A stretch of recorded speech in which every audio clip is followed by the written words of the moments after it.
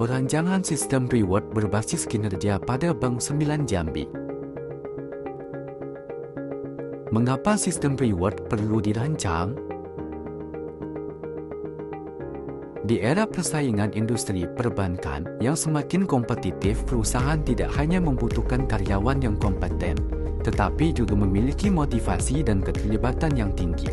Reward berbasis kinerja hadir sebagai solusi untuk menghubungkan kontribusi karyawan dengan penghargaan yang diterima, sehingga tercipta budaya kerja yang produktif, transparan, dan berorientasi hasil. Bank Sembilan Jambi merupakan bank daerah yang berperan dalam mendukung pertumbuhan ekonomi masyarakat melalui layanan perbankan yang profesional dan inovatif. Sebagai institusi perbankan yang terus berkembang, Bank Sembilan Jambi perlu memperkuat kualitas pengelolaan sumber daya manusia agar mampu meningkatkan kualitas pelayanan kepada nasabah, serta mencapai target bisnis secara berkelanjutan. Peningkatan kualitas SDM dapat dilakukan melalui sistem pengelolaan kinerja yang didukung oleh mekanisme reward yang efektif. Bank Sembilan Jambi sebagai bank daerah memerlukan sistem penghargaan yang mampu mendorong: pertama, produktivitas kerja; kedua, kualitas pelayanan; ketiga, loyalitas karyawan; keempat, pencapaian target organisasi.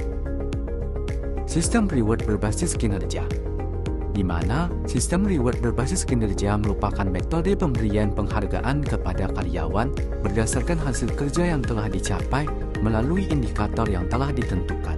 Dalam sistem ini, penghargaan tidak diberikan karena masa kerja atau faktor subjektif lainnya, melainkan berdasarkan pencapaian target dan kontribusi terhadap organisasi. Adapun konsep utama dalam sistem ini, yang pertama, kinerja; kedua, evaluasi; ketiga, penghargaan; keempat, motivasi; kelima, peningkatan kinerja. Adapun penentuan KPI atau Key Performance Indicator.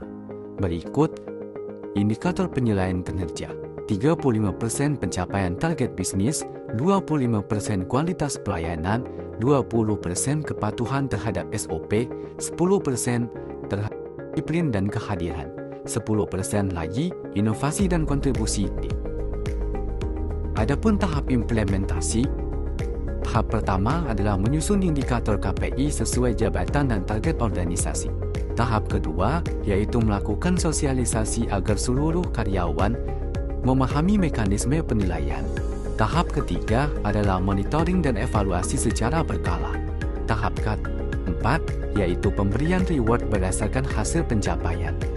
Dan ada pula kesimpulannya, implementasi yang terstruktur akan meningkatkan efektivitas sistem.